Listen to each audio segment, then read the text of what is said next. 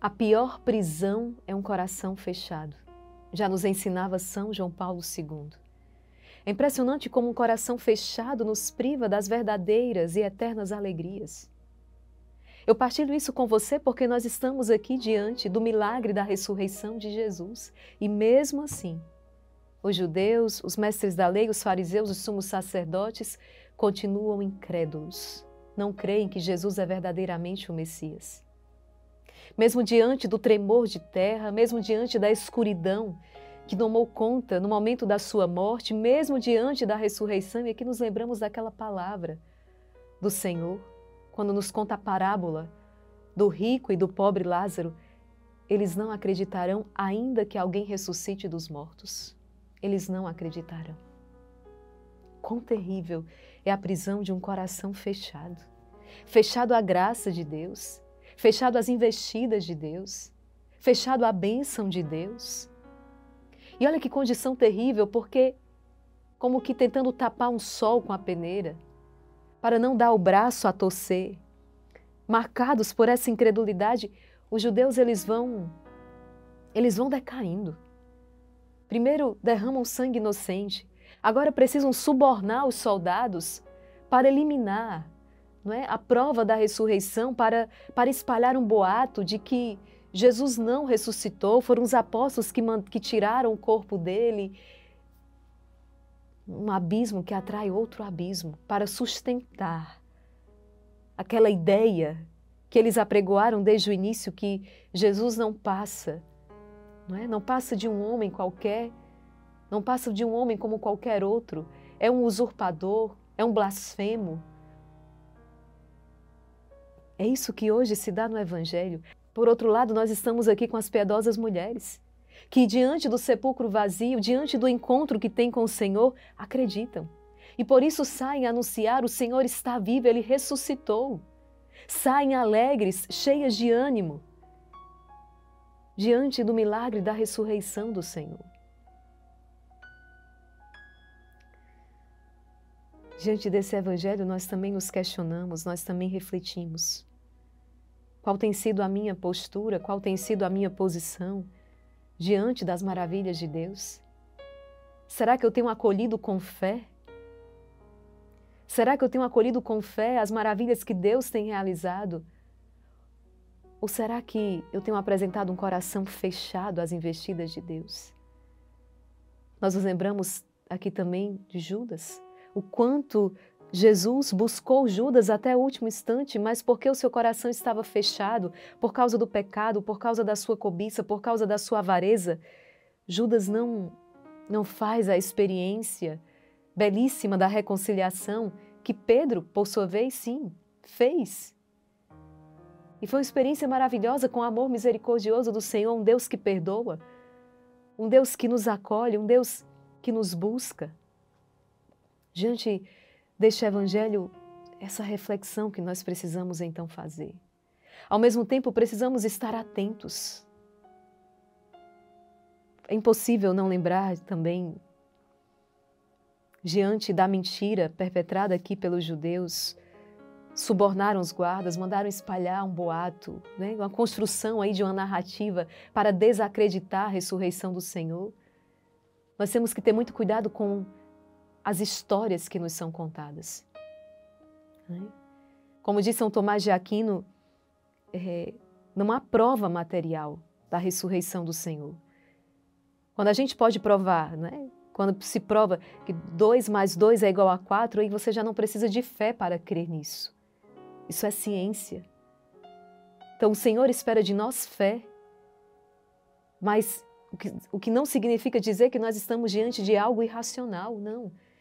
Não falamos de uma prova material, mas São Tomás vai falar das credenciais da fé. Ou seja, um conjunto de fatos, de afirmações que nos levam a uma reflexão profunda, diante dos quais, então, eu tenho condições de dar um passo a mais, um passo na fé. Isso nós precisamos desenvolver. Nos debruçarmos, então, sobre os evangelhos, comparar um evangelho com o outro, perceber ali os indícios, diante daquele argumento de que os apóstolos teriam inventado a ressurreição do Senhor, como? Se são os próprios apóstolos que no primeiro momento têm uma dificuldade de crer. Lembre-se de São Tomé, eu não acreditarei se eu não colocar a minha mão na chaga, no lado aberto. Lembremos-nos dos 2 discípulos a caminho de Emaús, completamente descrentes da ressurreição do Senhor, até que veem o Senhor. Então não há cabimento dizer que foi uma invenção dos apóstolos. Eles foram ali os primeiros a terem uma dificuldade inicialmente em crer. Como disse o Senhor ontem no Evangelho, eles ainda não compreendiam as Escrituras. Além disso, estavam abalados emocionalmente, psicologicamente, se sentindo fracassados, amedrontados. Veja, depois esses homens vão dar a vida por Cristo. Como dariam a vida? Por uma mentira? Não, eles vão dar a vida exatamente pela verdade da ressurreição, porque aquilo que eles anunciam é o Cristo ressuscitado. E todos eles darão a vida exatamente por esta verdade. Cristo ressuscitou, Ele está vivo. Então, nos debruçarmos sobre os fatos, compararmos, fazermos as nossas elucidações, refletir e aí concluirmos. Mas de maneira honesta, buscando sempre a verdade, sermos então capazes de dar um passo na fé. Não acreditarmos em qualquer narrativa que nos chega. Impossível não me lembrar aqui a minha grande decepção, porque uma das disciplinas que eu mais apreciava no meu período escolar era a disciplina de História. Nossa, como eu gostava das aulas de História, como eu gostava de aprender, não é, como se deram os acontecimentos, como chegou-se até uma guerra, como que se finalizou uma guerra, como é que se davam os pactos entre as nações, como é que se ia formando ali a cultura dos povos, enfim, como é belo estudar a história do Brasil. Mas quanta decepção, quando eu percebi que grande parte daquilo que me foi ensinado na escola não passou de uma narrativa a serviço de uma ideologia, né? Que passou ali muito longe da verdade dos fatos, dos acontecimentos. Os acontecimentos que foram deturpados para servir a causa revolucionária, para servir a revolução por eles pretendidas. É o que os judeus estão fazendo aqui hoje, subornando os guardas, montando a narrativa para desacreditar na ressurreição. Então nós queremos a verdade dos fatos, né? Tinha um professor que dizia assim, me dê os fatos, que eu lhe entrego o direito. Ele era professor no curso de Direito. Me apresente os fatos e eu lhe dou o direito. Ele era juiz. Interessante isso, né? Então, nós queremos os fatos. E hoje nós estamos aí diante de uma mídia que distorce os acontecimentos, manipulam através das narrativas a nossa maneira de pensar e de enxergar os acontecimentos. E nós precisamos ter muito cuidado com isso. Quais são os fatos aqui? O sepulcro está vazio. Quais são os fatos aqui? Jesus aparece às piedosas mulheres. Quais são os fatos aqui? Jesus come com os seus apóstolos mesmo após a sua morte. Prova da sua ressurreição. Quais são os fatos aqui? Jesus entra na sala onde os apóstolos estão mesmo a portas fechadas. Quais são os fatos aqui? Ele aparece para os discípulos de Emaús. Quais são os fatos aqui? E aqui nós temos tantos desdobramentos a partir desse acontecimento. O próprio fato de as mulheres terem sido escolhidas como testemunhas da ressurreição numa sociedade que as desconsiderava, que não considerava aquilo que era dito pelas mulheres, elas não gozavam, não é, dessa autoridade, digamos assim, desse respaldo. Mas mesmo assim o Senhor as escolhe para que elas anunciem, testemunhem, anunciem a ressurreição aos apóstolos. Então, antes de tirarmos as nossas conclusões, isso eu estou tentando trazer essa reflexão para a nossa atualidade. Antes de, ao escutarmos ali uma conclusão que um noticiário, um jornal nos apresenta, pesquisemos mais a fundo antes de passar aquela informação adiante. Como, por exemplo, a própria questão ambiental.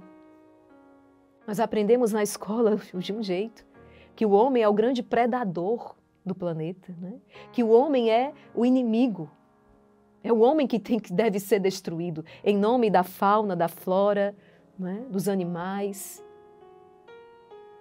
Quando, na verdade, escondem de nós que a questão não é uma questão puramente antropológica, não é o homem que está no centro dessa questão, mas existem questões de ordem natural. Proximidade do sol, distanciamento. Não vou entrar aqui nas considerações porque não é o momento e esse espaço não é para isso, mas unicamente para ilustrar e dizer, precisamos ter cuidado com esse tipo de narrativa. Precisamos pesquisar mais a fundo para não cairmos nas falácias. Está aqui. Os judeus subornaram os soldados e mandaram espalhar um boato. E diz o Evangelho, esse boato espalhou-se entre os judeus até o dia de hoje. Olha como é sério. Essas falsas narrativas, essas falácias. Isso, gente, hoje em dia aí, ó, aos montes. Então, o Senhor nos chama também a refletirmos, a ponderarmos, a nos debruçarmos sobre os fatos. E de maneira especial diante daquilo que nos atesta a Igreja, através do seu magistério, através dos seus mais de 2000 anos de história. Muito mais do que pela força da argumentação, na verdade é pela autoridade daquela que nos fala, a Igreja, a depositária da fé. É ela que guarda o depósito da fé. Isso é muito sério. Vamos proclamar este Evangelho hoje, suplicando ao Senhor as luzes do Espírito Santo, para que possamos, com o auxílio do Espírito Santo, identificar a verdade. Identificar a verdade, né? Reconhecendo e nos distanciando daquilo que é mentira. Olha o que o missal hoje comenta. Cristo ressuscitado é sinal de contradição, objeto de fé e de recusa. Tanto os soldados como as mulheres fazem a experiência de um acontecimento. Um terremoto, o anjo do Senhor. Os soldados são espectadores neutros e impotentes, não se tornam testemunhas da ressurreição. Apenas são tomados de pavor e correm a anunciar o fato aos sacerdotes e fariseus. Também estes se fecham e recusam. O mistério resiste ao olhar que não é límpido, ao coração que não é puro. E o primeiro fruto do afastamento da verdade é a mentira. Tais são os perversos ante a vinda vitoriosa de Deus. O seu amor nada pode ante a negação do ódio. Cristo ressuscitado só se revela a quem é aberto ao amor e à fé. As mulheres buscam a Jesus por quê? Porque o amaram e porque o amam. Cristo se revela a elas, portanto. Por certo, esta revelação é graça, vem por pura iniciativa do Senhor. Exige-se de nós a mesma disponibilidade e abertura se quisermos fazer a experiência do ressuscitado. As pessoas que fazem a experiência do ressuscitado e, portanto, tomam posse desta alegria pascal, são aquelas, então, que estão abertas, disponíveis, dóceis, amantes da verdade. São essas que fazem a experiência com Cristo ressuscitado. Por outro lado, como partilhávamos no princípio, aqueles que estão com o coração fechado, endurecido, eles se recusam, não fazem a experiência da ressurreição. Mesmo estando diante dos mesmos acontecimentos. É incrível isso. Mesmo diante dos mesmos acontecimentos. Uns se salvam, outros se condenam. Proclamemos esta palavra. Pelo sinal da Santa Cruz, livrai-nos Deus, nosso Senhor, dos nossos inimigos. Em nome do Pai, do Filho e do Espírito Santo. Amém. Vinde, Espírito Santo, vinde por meio da poderosa intercessão do Imaculado Coração de Maria, vossa amadíssima esposa. Evangelho segundo São Mateus, capítulo 28, versículos do 8 ao 15. Naquele tempo, as mulheres partiram depressa do sepulcro, estavam com medo, mas correram com grande alegria para dar notícia aos discípulos. De repente, Jesus foi ao encontro delas e disse: Alegrai-vos. As mulheres aproximaram-se e prostraram-se diante de Jesus, abraçando seus pés. Então Jesus disse a elas: Não tenhais medo. Ide anunciar aos meus irmãos que se dirijam para a Galileia, lá eles me verão. Quando as mulheres partiram, alguns guardas do túmulo foram à cidade e comunicaram aos sumos sacerdotes tudo o que havia acontecido. Os sumos sacerdotes reuniram-se com os anciãos e deram uma grande soma de dinheiro aos soldados, dizendo-lhes: Dizei que os discípulos dele foram durante a noite e roubaram o corpo, enquanto vós dormíeis. Se o governador ficar sabendo disso, nós o convenceremos. Não vos preocupeis. Os soldados pegaram o dinheiro e agiram de acordo com as instruções recebidas, e assim o boato espalhou-se entre os judeus até ao dia de hoje. Palavra da salvação, glória a vós, Senhor. Meus irmãos, e no pano de fundo de todas essas falácias, como aqui está a armação por parte dos judeus, não é? Está sempre o amor ao poder, não é? Não acredito que não é a palavra mais certa a ser empregada, amor ao poder, não é essa a palavra, mas a ambição. Está sempre a disputa pelo poder temporal, o poder econômico.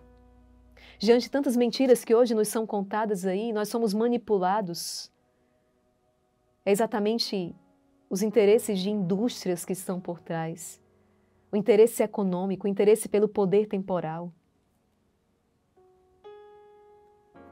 Que possamos, realmente iluminados pelo Espírito Santo, identificarmos a verdade, identificarmos a mentira, para que nos afastemos cada vez mais dela, nos aproximando e vivendo na verdade, na luz. Cristo ressuscitou, Ele está vivo. Aleluia! Que possamos, ao longo dessa oitava de Páscoa, na verdade, que possamos sempre, na verdade, testemunhar a vitória de Cristo sobre o mal, sobre o pecado, sobre a morte. Ele ressuscitou, como havia dito. Ele ressuscitou, Ele venceu e nós somos vitoriosos com Ele. Por isso, não desesperamos, mesmo diante do avanço da iniquidade, do avanço do mal. Nós não desesperamos. Por quê? Porque Ele já perdeu. Ele já perdeu. Nós somos vitoriosos com Cristo. Amém? Rezemos essas 3 Ave-Marias recomendando-nos a Santíssima Virgem. Pelo poder que lhe concedeu Deus Pai, Ave Maria, cheia de graça, o Senhor é convosco. Bendita sois vós entre as mulheres, bendito é o fruto do vosso ventre, Jesus. Santa Maria, Mãe de Deus, rogai por nós, pecadores, agora e na hora de nossa morte. Amém. Pela sabedoria que Ele concedeu, Deus Filho, Ave Maria, cheia de graça, o Senhor é convosco. Bendita sois vós entre as mulheres, bendito é o fruto do vosso ventre, Jesus. Santa Maria, Mãe de Deus, rogai por nós, pecadores, agora e na hora de nossa morte. Amém. Pelo amor que lhe concedeu Deus Espírito Santo, Ave Maria, cheia de graça, o Senhor é convosco. Bendita sois vós entre as mulheres, bendito é o fruto do vosso ventre, Jesus. Santa Maria, Mãe de Deus, rogai por nós, pecadores, agora e na hora de nossa morte. Amém. Rogai por nós, Santa Mãe de Deus, para que sejamos dignos das promessas de Cristo. Em nome do Pai, e do Filho, e do Espírito Santo. Amém. Deus abençoe você, compartilhe esse vídeo, compartilhe esta palavra e até o nosso próximo encontro, se Deus quiser.